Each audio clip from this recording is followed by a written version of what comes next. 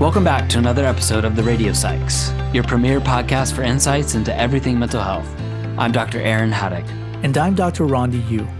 We're psychologists who care about people and bringing science to practice. And we're so glad to have you join us. Please note that the information shared in this episode is solely intended for informational and entertainment purposes only and is not a substitute for professional medical or mental health advice, diagnosis, or treatment. Today's topic is habits of mind in your mental health. In recent episodes, we've discussed the relationship between thinking and our mental health, techniques for catching thoughts, and what to do about negative thinking.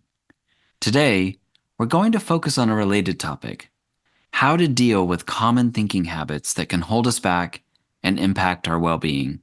So to start, it's important to recognize that we all share certain fundamental cognitive processes, what are called cognitive heuristics or habits of mind. And these develop in much the same way as our behavioral habits. Consider your nightly bedtime routine or your morning coffee ritual.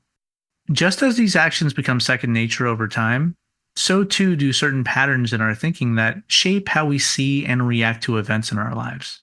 However, unlike some of our more practical daily routines, these habits of mind can sometimes be quite irrational. They're our brain's way of navigating through the complex maze of information we encounter every day. And while some of the shortcuts our brains learn to take are efficient, they can sometimes lead us astray. And as we've highlighted in previous discussions, there's a direct pathway from our thoughts to our emotions. When we change our unhelpful thoughts, it can change our emotional experience, which can in turn change our responses and actions, steering us away from behaviors that might not serve us well. So, in a nutshell, our thoughts shape how we feel and what we do, and our behavior can similarly affect our feelings and thoughts.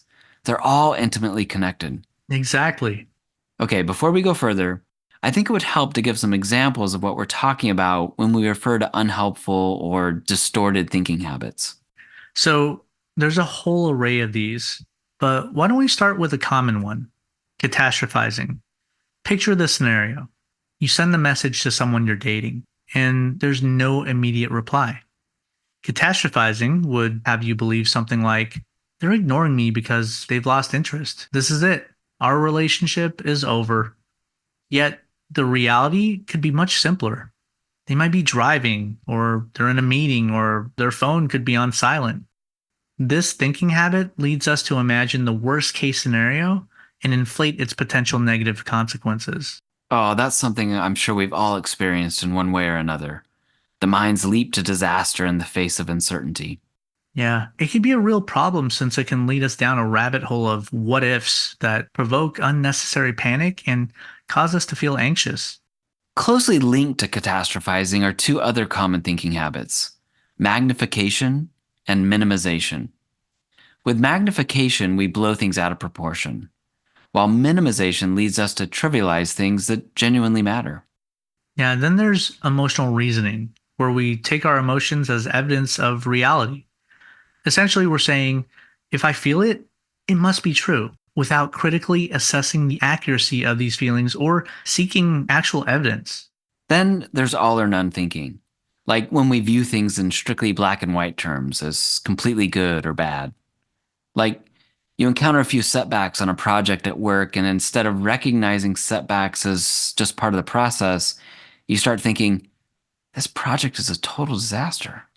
I'm not cut out for this job. Fortune telling is another common habit of mind where we turn into amateur psychics, but our predictions of the future are usually pretty pessimistic. Then there's over-personalization, when we interpret what others say or do as being a direct reaction to us, like feeling other drivers are being aggressive specifically towards you, rather than recognizing they're simply in a hurry or distracted. And finally, mind reading. When we assume we know what others are thinking or their inner motivations, even when there's no evidence, it's thinking, I just know they don't like me, or they think my idea is stupid. Believe it or not, there's even more of these, but I think these examples help clarify what we're talking about. Now, the big question: what can we do when we catch ourselves falling into these habits of mind? Well, luckily, There's an effective tool in the psychological toolbox designed exactly for this. It's called cognitive restructuring. It's a strategy that allows us to dissect and reconstruct our thoughts, ensuring they're helpful and in line with reality. Cognitive restructuring involves a series of steps that help us question the accuracy and validity of our thoughts and explore other, healthier perspectives on the situation. Breaking it down, there are really 4 key steps. Step 1 involves catching the unhelpful thought in action. Check out our episode on catching thoughts for more on how to do this. Step 2 is about reflection. Ask yourself, how does this thought influence my actions and feelings? It's a moment to connect the dots between what you think, feel, and do. Step 3 is the reality check. Here we challenge our thoughts' accuracy by examining the evidence. Ask yourself, what supports this thought and what contradicts it? What's a more realistic interpretation of the situation? And step 4 is where transformation can happen. Based on a more accurate understanding, you're able to develop a more balanced thought that serves you better and decide on a constructive action to take. It's about moving forward with a clearer, more helpful mindset. Right. And to support the skill, mental health professionals often teach folks how to use tools like the thought record, which can be invaluable for logging and challenging negative thoughts. Think of it as a journal dedicated to converting unhelpful thoughts and emotions into balanced, realistic ones. Why don't we quickly outline how to use a thought record? Sounds good. First, identify a trigger and the emotion it evokes. Then, pinpoint the automatic thoughts that arise. Remember, emotions and thoughts are interconnected. Identifying one can help reveal the others.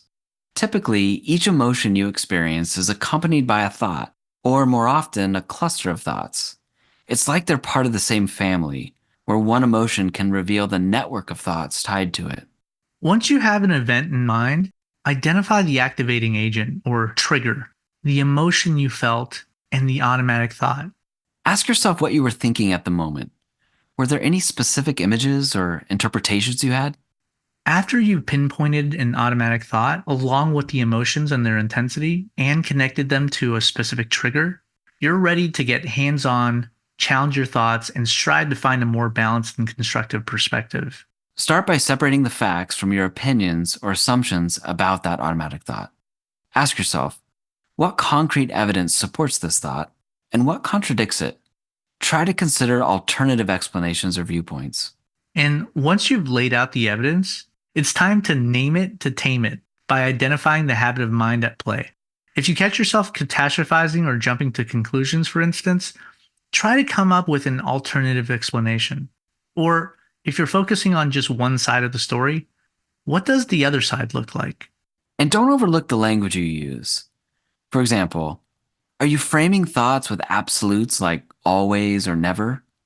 A shift towards a yes but approach can help acknowledge the valid parts of your automatic thought while also considering the aspects that may not be entirely accurate or balanced.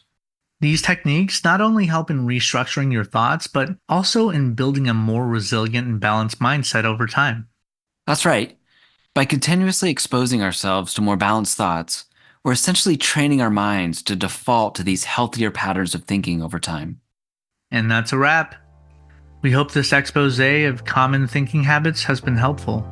Consider this habit of mine. Tune into the Radio Psychs podcast each week. Dude. Was that shamelessly self-serving? Maybe, but only if they don't get anything out of it. But I think they will, so we're all good. Awesome. Until next time, take care and be well, everybody. Take care and be well.